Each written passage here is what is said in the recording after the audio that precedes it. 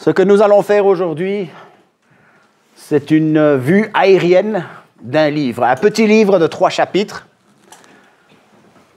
un des petits prophètes. Les petits prophètes nous apportent des grandes choses. On les appelle seulement petits prophètes parce que les livres sont généralement plus courts. Ce n'est pas comme Ésaïe et Jérémie où il y a 50, 60 chapitres. Il y en a 1, 3, 4. Je crois que le plus grand, on en a 14. Il s'agit du prophète Naoum. Et nous allons faire une vision aérienne de tout le livre, les 3 chapitres. Je vous invite pour une fois de ne pas vous tourner vers le livre, en tout cas pas pour la lecture du début, et de juste écouter parce que je vais lire une sélection de versets au travers des 3 chapitres. Naoum 1, 7. L'Éternel est bon, il est un refuge le jour de la détresse. Il connaît ceux qui se confient en lui. Naoum 1, 14. Voici ce que l'Éternel a ordonné à ton sujet. Tu n'auras plus de descendants qui portent ton nom. Je supprimerai du temple de ton Dieu les sculptures sacrées ou tes idoles en métal fondu.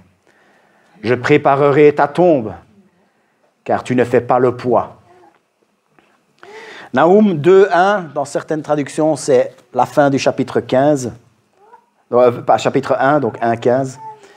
Voici sur les montagnes les pieds du messager qui annonce la paix.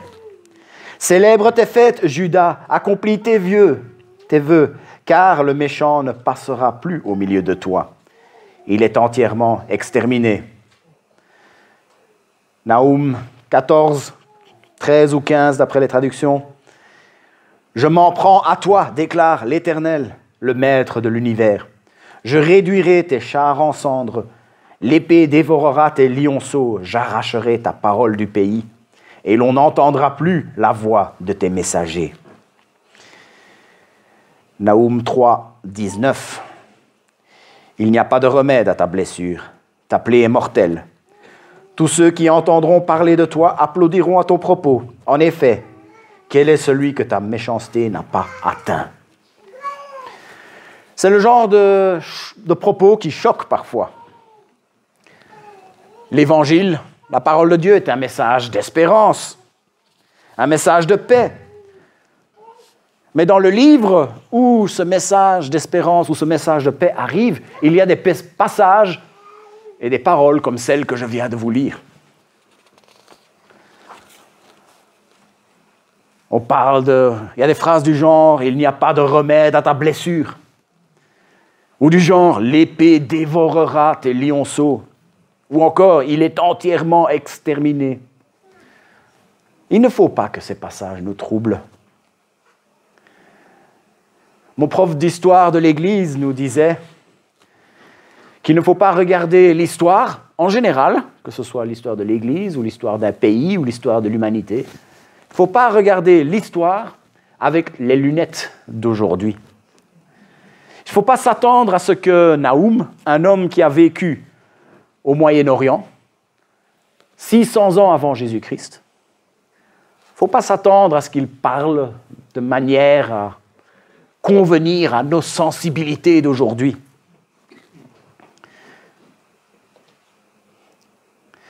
D'ailleurs, s'il l'avait fait, ce serait même un peu suspect. On serait en train de se dire, ça n'a pas l'air très ancien comme texte. C'est sûrement pas d'époque. Mais grâce au Saint-Esprit, Dieu nous a permis de pouvoir comprendre comment on passe de l'épée et l'extermination à la paix et l'espérance, à l'amour et à l'espérance. C'est en Christ. C'est à la croix que toutes ces mauvaises nouvelles deviennent l'Évangile, la bonne nouvelle. Nous ne savons quasi rien sur l'auteur de ce livre. Il se présente comme étant Naoum d'Elkosh. Et c'est tout. C'est tout ce que nous avons. Il y a un Naoum dans la généalogie de Jésus, dans l'évangile de Luc. Le timing correspond à peu près, donc ça se pourrait que ce soit le même personnage, mais rien ne permet de l'affirmer. Rien ne permet d'affirmer qu'il s'agit du même Nahum. Le nom Nahum signifie consolateur. Le message, il est destructeur pour les ennemis, mais en même temps, c'est un message de consolation pour les gens qui sont en train d'être maltraités par ces ennemis dont il parle. Peut-être que c'est par dessein que quelqu'un du nom de consolateur soit porteur d'un message de consolation. Mais encore une fois, rien ne permet de l'affirmer. Il dit Nahum d'Elkosh. On ne sait quasi rien non plus sur la ville d'Elkosh, d'où vient Nahum. Il y a plusieurs théories qui sont proposées, parce qu'il y a des villes dans le nord d'Israël ou en Assyrie qui portent des noms similaires. Ils pouvaient venir d'une de ces régions. Les données du livre montrent que c'est possible.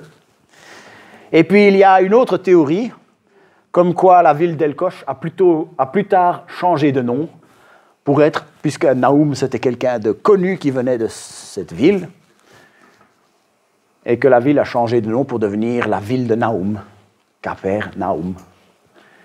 Une petite ville sur la mer de Galilée où Jésus a vécu pendant une période où il a accompli quelques-uns de ses miracles.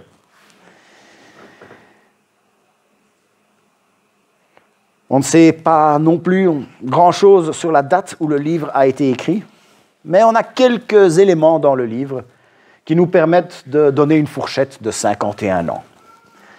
Parce qu'il y a deux événements qui sont décrits dans le livre, des événements dont on connaît les dates exactes. Donc on sait que ça se trouve entre ces deux événements, donc on connaît à peu près la fourchette dans laquelle le livre a été écrit. On sait qu'il n'a pas été écrit avant 663 avant Jésus-Christ. Et ça, on le sait grâce à Nahum 3.8. « Es-tu meilleur que Noamon qui était assise au milieu des fleuves, entourée par l'eau, avec l'eau pour rempart, l'eau pour muraille ?» Noamon était le nom donné à la ville de Thèbes. Aujourd'hui, c'est Luxor. C'était une ville de l'Empire égyptien qui était très puissante et protégée par le Nil, mais qui a tout de même été détruite en 660 avant Jésus-Christ. Et Nahum parle de cette ville au passé. Donc nous savons que le livre a été écrit après la destruction de cette ville, en 663 avant Jésus-Christ. Et nous savons aussi que ce livre n'a pas été écrit après 612 avant Jésus-Christ. Et pour ça, c'est tout le livre qu'on doit prendre à témoin, puisqu'il est en train de prédire, prophétiser la destruction de Ninive, une grande ville de l'époque dont je vais encore parler. Cette ville avait été détruite, complètement rasée en 612 avant Jésus-Christ. Et nous savons qu'elle n'était pas protégée par le Nil, elle était protégée par une autre rivière qui s'appelle le Tigre, en Mésopotamie de l'époque. C'est comme ça qu'on arrive à cette fourchette, entre la destruction de Noamon et la destruction de Ninive. Donc on a cette fourchette de 51 ans. Les livres prophétiques de l'Ancien Testament, ils suivent généralement ce schéma. On a la dénonciation du péché, la menace du châtiment, la promesse de la restauration, non, l'appel à la repentance, la promesse de la restauration du peuple et une promesse de la restauration des nations, c'est-à-dire nous. Si vous lisez tous les livres prophétiques de l'Ancien Testament, ils ont ces 5 étapes qui sont dans toutes les choses qu'elles prophétisent. C'est une manière assez intéressante de les lire, de voir où les étapes se recoupent. Mais le livre de Nahum ne suit pas tout à fait ce schéma, parce qu'il y a un élément qui manque, c'est le 3e élément. Il manque notoirement, c'est l'appel à la repentance. Dans ce livre, il est en train de parler d'une méchanceté qui a été telle que la patience de Dieu était arrivée à son terme. Il n'était plus question d'appeler à faire demi-tour, à se repentir, de revenir dans la bonne voie. Ce livre, c'est une sentence. Il ne s'adresse pas au peuple d'Israël, mais il s'adresse à la ville de Ninive. Et Ninive, c'était la capitale de l'Empire assyrien. Et l'Empire assyrien, c'était la superpuissance de l'époque.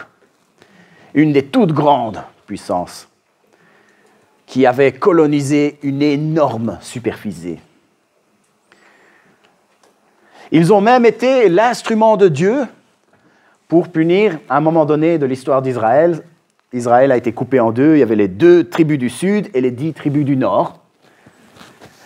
Et à un moment donné, l'Assyrie a été l'instrument de Dieu pour punir l'idolâtrie, pour punir la méchanceté des 10 tribus du nord, et qu'ils ont été déportés à un moment donné. C'est eux qui ont envahi ce royaume du Nord. Ils ont emmené captif une énorme portion de la population. Mais s'il n'y a pas d'appel à la repentance ici, c'est parce que cet appel, il l'avait déjà reçu.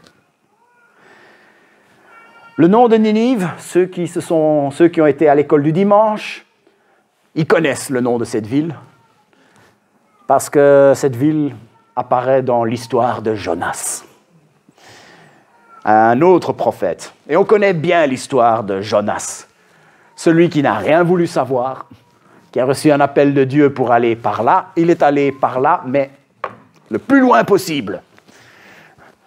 Et une tempête est venue, il s'est retrouvé dans la mer, avalé par un poisson. Il s'est repenti et il est retourné, il est allé à Ninive. Et là, il a vraiment prêché le message de repentance.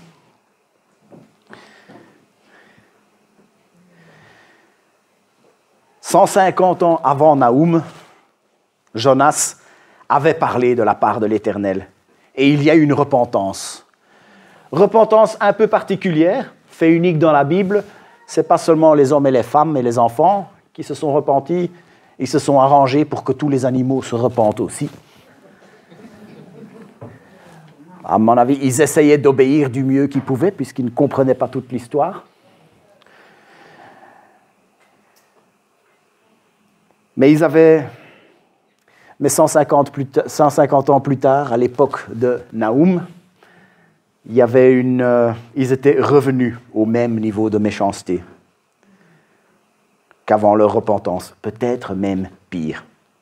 Jonas avait dit, dans 40 jours, la ville sera détruite.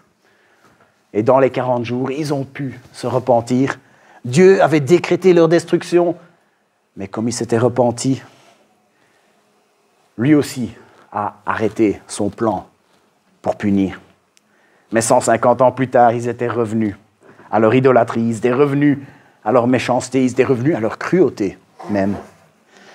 Peut-être même pire. Il y a des indications archéologiques qui montrent la brutalité des Assyriens lors de leur conquête. Il y a des gravures qui nous montrent des exécutions publiques. Il est parlé carrément qu'ils empalaient leurs victimes, qu'ils enlevaient la peau, qu'ils pendaient la peau dans leur tente. Il y a des indications archéologiques comme ça, ils faisaient probablement ça. Tout ça pour pouvoir insuffler la terreur. Terreur que le peuple de Dieu était probablement en train de ressentir, puisque cet ennemi-là se trouvait à leur porte.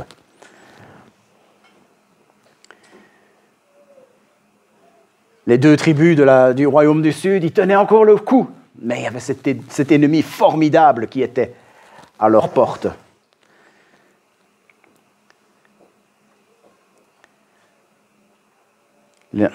Ce livre, en fait, il est adressé à ces 2 tribus parce qu'il veut les réconforter. Il parle de la ville de Ninive, mais le but était de faire comprendre aux Juifs que Dieu allait les protéger. Il allait les protéger en s'attaquant lui-même à ce peuple cruel qui les menaçait. Dieu avait bien vu tout le mal que ces gens faisaient, et le jour allait venir où ils allaient subir le sort qu'ils méritaient. Ninive avait bien réagi quand le message de destruction avait été annoncé par la bouche du prophète Jonas, mais maintenant ils étaient revenus à leur idolâtrie, à leur violence, à leur arrogance. Et c'est ce qui est exprimé en Naoum 3, 1 à 4. Malheur à la ville sanguinaire, pleine de mensonges, remplie de violence, qui ne cesse de se livrer au pillage. On entend le bruit du fouet, le fracas des roues, le gala des chevaux, le roulement des chars. Les cavaliers chargent, l'épée étincelle, la lance brille. Une multitude de blessés, une foule de cadavres, des morts innombrables. On trébuche sur les morts. C'est à cause des nombreuses prostitutions de la prostituée pleine de grâce, maîtresse magicienne, qui vendait des nations par ses prostitutions et des peuples par sa magie. À cause de toute cette méchanceté, Dieu exprime, par le canal de son prophète, son dessein de destruction. Il va à plusieurs reprises prononcer cette phrase. « Je suis contre toi ». Dieu s'en prenait lui-même à un peuple cruel. Et c'est exactement ce qui s'est passé quelques années plus tard.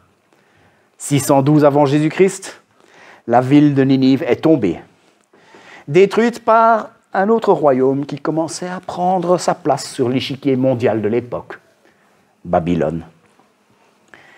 Voilà ce que nous racontent les livres d'histoire. La grandeur de Ninive fut de courte durée. Vers 627 avant Jésus-Christ, après la mort de son dernier grand roi, Assurbanipal, l'empire néo-assyrien commença à s'effilocher à travers une série de guerres civiles amères entre prétendants rivaux au trône. Et en 616 avant Jésus-Christ, l'Assyrie fut attaquée par ses propres anciens vassaux. Les Babyloniens, les Chaldéens, les Mèdes, les Perses, les Scythes, les Cimériens.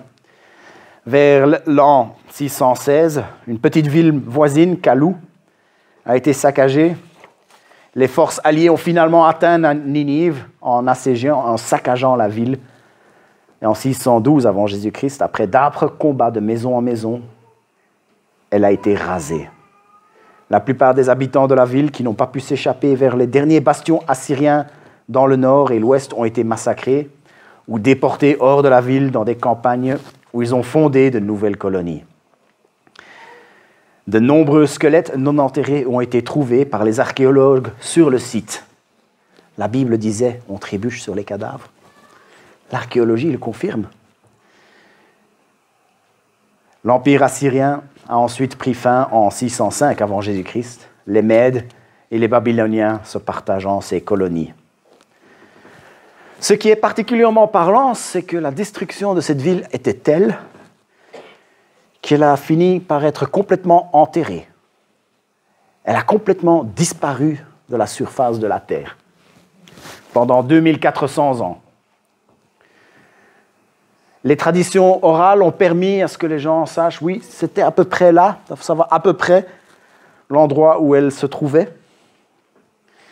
Mais ce n'est qu'en 1842 que le consul français Paul-Émile Botta a dirigé des fouilles d'une série de petits monticules sur le bord du Tigre et il a découvert un temple. Et petit à petit, d'autres bâtiments ont été déterrés. Et aujourd'hui, les ruines sont visibles à Mossoul, en Irak.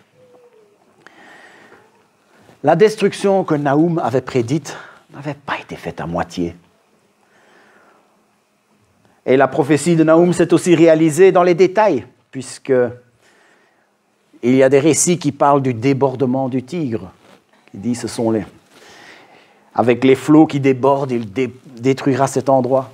Donc, quand les ennemis étaient venus siéger, il y a eu un débordement de la rivière qui a fortement endommagé les murs et qui a permis à ce que les armées ennemies puissent entrer dans la ville.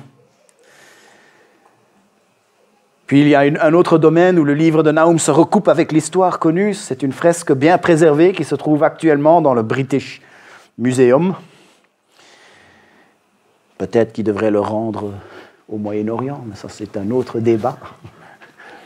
J'ai du sang anglais, donc on m'en parle de temps en temps de tout ce qui se trouve au British Museum. Mais cette fresque, très bien préservée, raconte la chasse au lion d'Assurbanipal. Assurbanipal était le roi qui régnait à l'époque où le livre a été écrit. Et le peuple, c'était un grand événement dont on parlait beaucoup et dont on a fait des fresques.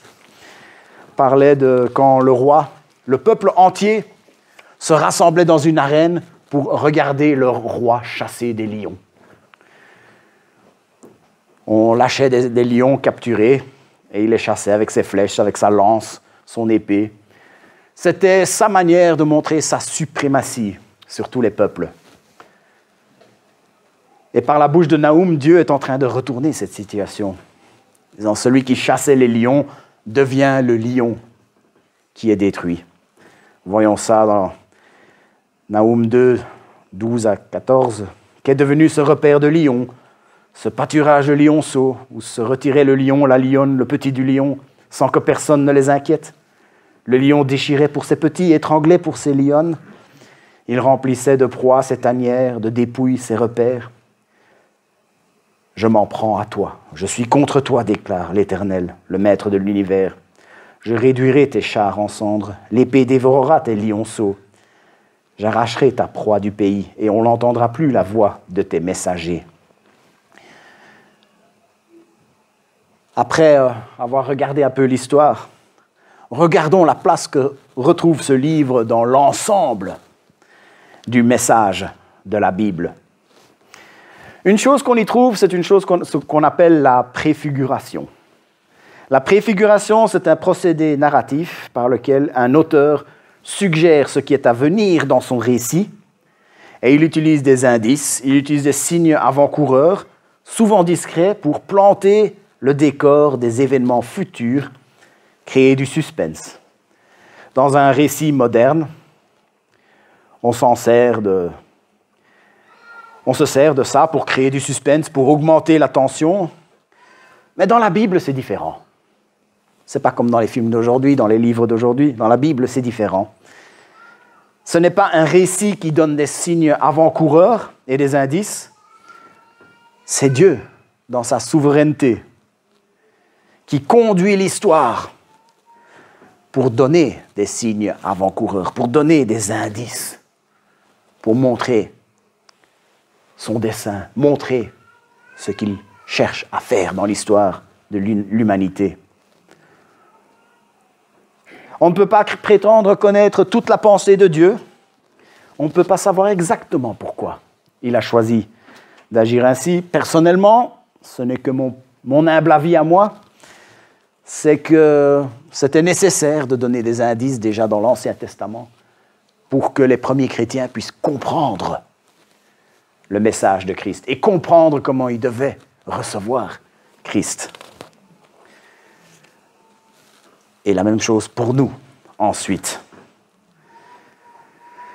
La préfiguration la plus évidente, c'est celle de la Pâque juive.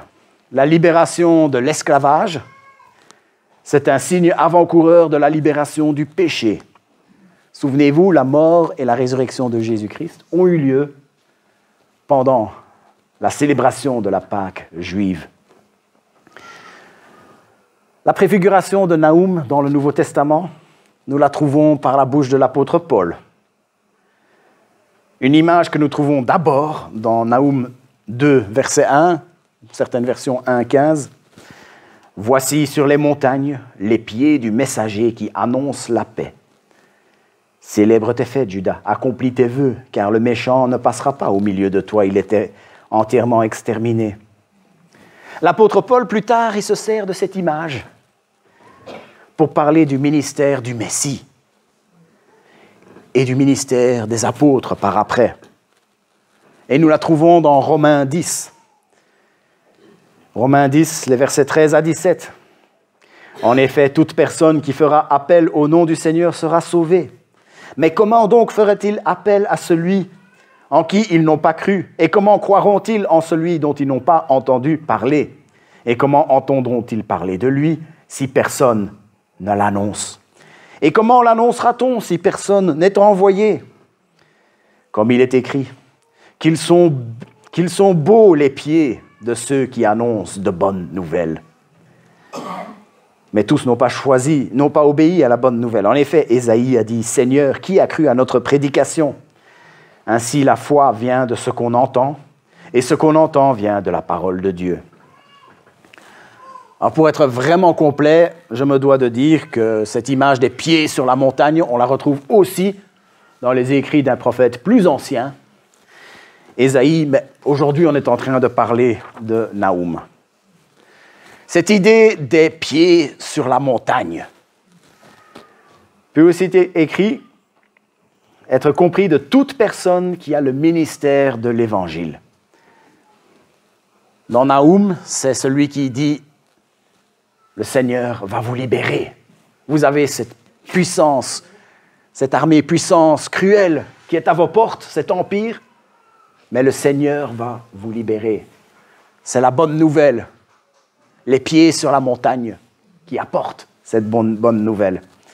Mais ceci peut être compris, si on voit comment Paul l'a repris, dans le sens que toute personne qui a le ministère de l'Évangile, nous pouvons être tous des messagers de paix.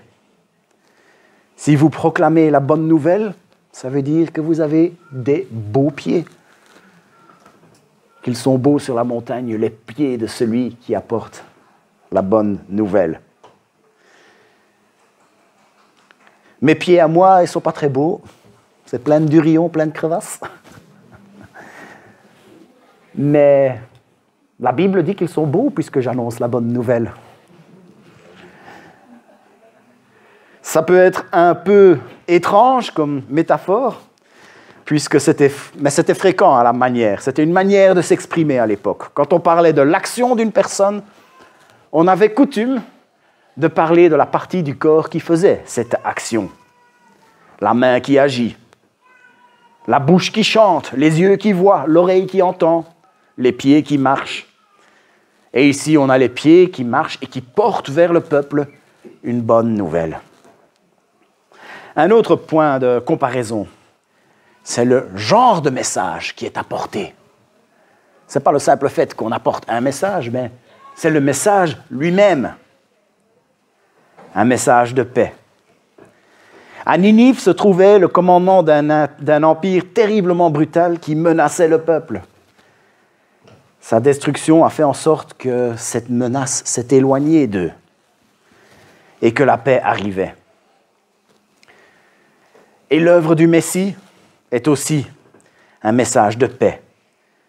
C'est le message dont nous sommes porteurs. Un message de paix. Voilà pourquoi nos pieds sont beaux.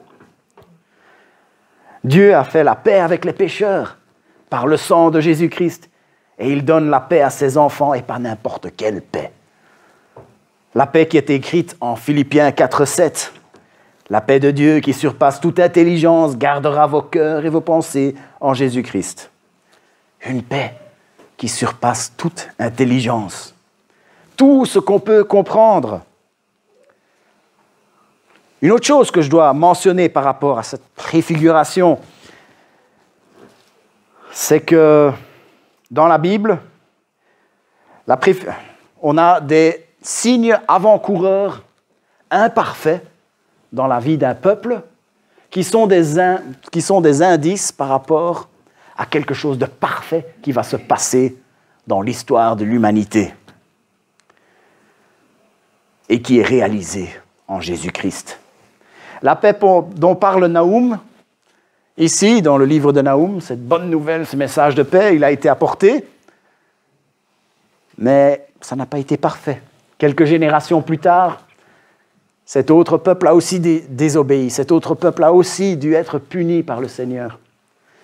Mais c'est un signe avant-coureur de la paix parfaite que nous avons tous reçue en Jésus-Christ par après.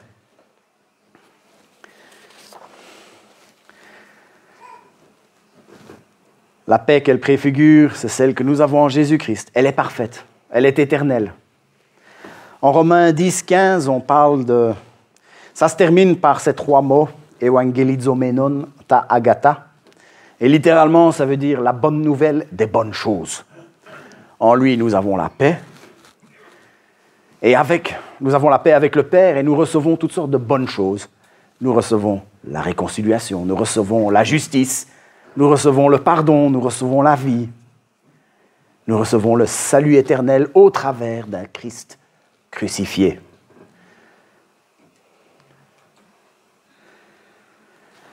La prédication d'un tel évangile, d'une si bonne nouvelle, rend beau les pieds sur la montagne de celui qui apporte ce message.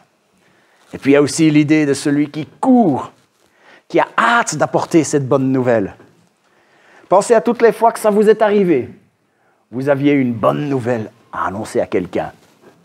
Un examen réussi, des fiançailles, un bébé qui arrive, un job obtenu, la conversion d'un ami. Et vous avez hâte de l'annoncer à quelqu'un. Vous êtes en train de trépigner, de pouvoir lâcher le morceau. Connaissez ce sentiment. Et pour ce qui est du message du Messie, il y a de quoi trépigner, de lâcher le morceau. Un ton joyeux, oui. Mais il va falloir maintenant revenir au ton sévère de ce livre. Nous nous trouvons dans les dernières pages de l'Ancien Testament et c'est dans ce livre que nous trouvons la dernière des 13 utilisations de cette description du caractère de Dieu.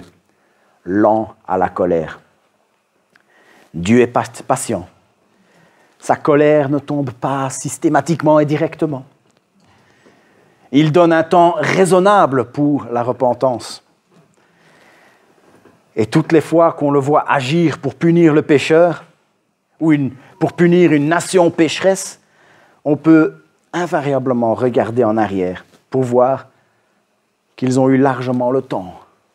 Il y a largement eu le temps pour le pécheur ou la nation pécheresse de se repentir et de se détourner de ses mauvaises voies. Les plus belles histoires dans la Bible sont justement celles-là, celles où des hommes et des femmes en ont profité de cette patience de Dieu et qui ont choisi la voie de la repentance pour se détourner de leurs mauvaises voies, de retrouver la réconciliation avec Dieu et envers qui le Seigneur a accordé sa faveur. Ce sont tous des gens qui peuvent louer Dieu parce qu'il est lent à la colère. Et puis à chaque nation où il donne un temps pour se repentir de son péché et de le suivre en tant que Seigneur. Quand on voit quelqu'un se faire punir, parfois on crie à la justice, mais si on voit qu'il commettait des crimes pendant des années, qu'il savait très bien que ce qu'il faisait était mal, qu'il avait eu le temps de s'arrêter, qu'il y a eu des avertissements, quand on voit quelqu'un comme ça, qui finit par se faire punir, en général, on comprend. Quand il y a eu des avertissements, c'est qu'il y a eu un temps de patience de la part de la justice. Et il faut profiter de ce temps pour prendre ces avertissements au sérieux, arrêter les bêtises. Mais quand quelqu'un ne profite pas de ce temps de patience, il ne peut s'en prendre qu'à lui-même quand les punitions pleuvent. À chaque nation, Dieu donne un temps pour se repentir de son péché et de le suivre en tant que Seigneur. Dieu ne permettra pas qu'on se moque de lui. Si on choisit de lui désobéir, si on choisit d'ignorer les avertissements qu'il donne, en somme, on serait en train de se moquer de Dieu. Et on ne se moque pas de Dieu. Ce qu'un homme aura semé, il le récoltera. Chaque fois qu'une nation se détourne de lui, qu'il rejette sa justice, c'est le mal qui en résultera. À ce moment-là, c'est sa justice qui entrera en jeu. Nous vivons dans une nation qui a rejeté Dieu. Juste quelques exemples. La couverture médiatique du conflit israélo-palestinien est complètement détournée. Et on prend un malin plaisir à complètement noircir le peuple de Dieu. Le peuple de Dieu qui est loin d'être parfait. Loin d'être parfait, mais il reste quand même le peuple de Dieu. Nous vivons dans une nation qui a rejeté Dieu. La famille selon Dieu. Un homme, une femme, pour la vie, dans les liens du mariage. Des enfants élevés par un père et une mère. C'est quelque chose qui est devenu rare. Tellement rare que quand je parle de mes 21 ans de mariage, les gens font déjà des grands yeux. Avec seulement 21, c'est pas énorme, mais de plein d'endroits où je vais, on dit « T'as tenu 21 ans ?» Quand je dis que Anne et moi, nous sommes les seuls partenaires que nous avons eus, les gens font des grands yeux tellement le plan de Dieu n'est plus la norme dans cette nation.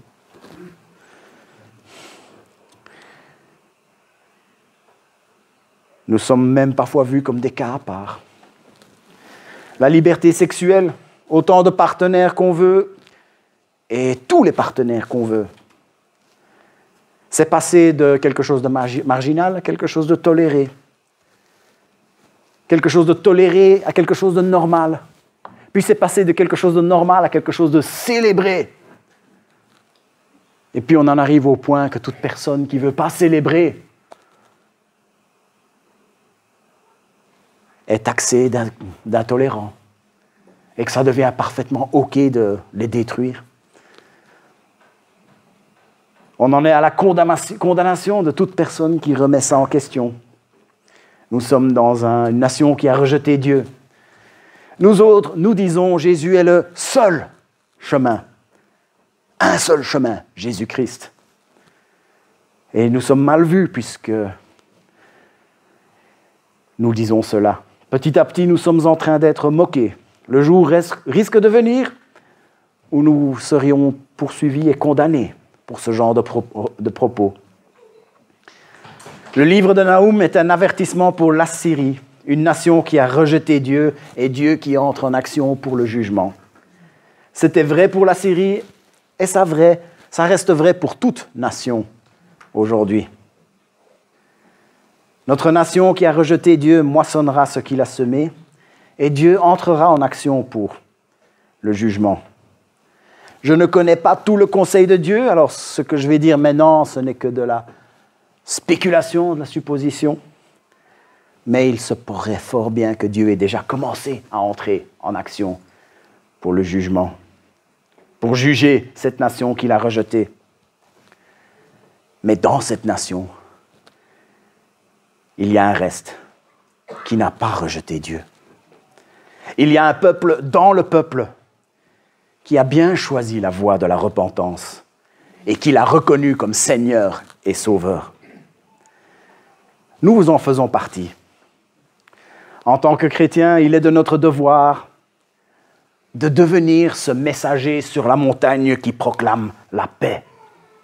En tant que chrétiens, il est de notre devoir de prendre position pour les principes bibliques et de ne pas se laisser intimider par ceux qui ont choisi de faire le contraire. En tant que chrétiens, il est de notre devoir de proclamer Christ. Christ seul, Christ crucifié, Christ ressuscité. Imaginez que vous êtes en train de vous promener dans un petit village, loin de chez vous, et qu'un homme sort de sa maison et qui dit « Il y a une tornade qui arrive, qui va tout détruire et qui va tuer tout le monde. » Terrible vérité.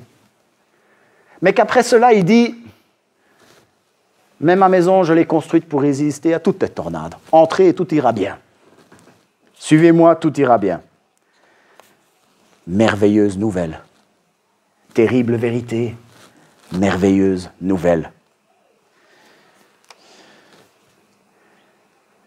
Le livre de Naoum parle beaucoup de la terrible vérité, avec des passages tellement « Les flots qui débordent, il détruira cet endroit, il poursuivra ses ennemis jusque dans les ténèbres. » Mais il parle aussi de la merveilleuse nouvelle. L'Éternel est bon. Il est un refuge le jour de la détresse. Il connaît ceux qui se confient en lui. Dans cette nation où nous nous trouvons, nous avons une terrible vérité à partager. La terrible vérité, Dieu ne laissera pas impunie indéfiniment la nation qui le rejette, qui poursuit son chemin dans les mauvaises voies. Le jugement va tomber. Mais la merveilleuse nouvelle, c'est que Dieu a fait la paix avec les pécheurs par le sang de Jésus-Christ. Il a donné à son peuple ce message de paix. Une paix qui surpasse tout ce qu'on peut comprendre.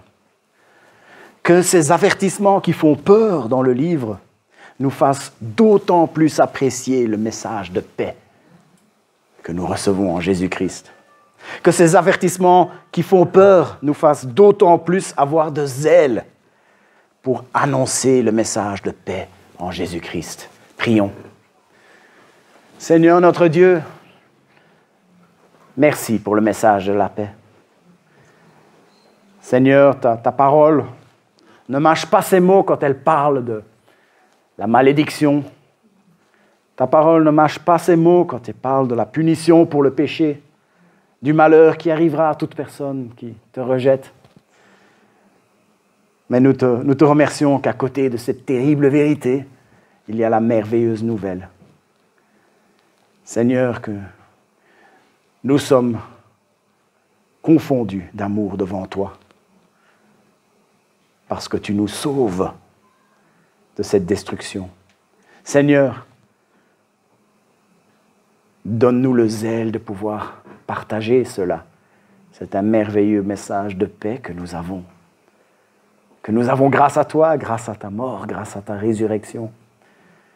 Seigneur, nous voulons prier pour que dans nos entourages, des gens puissent recevoir ce message, se tourner vers toi, échapper à la punition pour le péché. Seigneur, rends nos pieds beaux. Donne-nous des beaux pieds pour pouvoir partir avec ce message que nous avons et de le proclamer là où tu désires que nous le proclamions. Au nom de Jésus. Amen.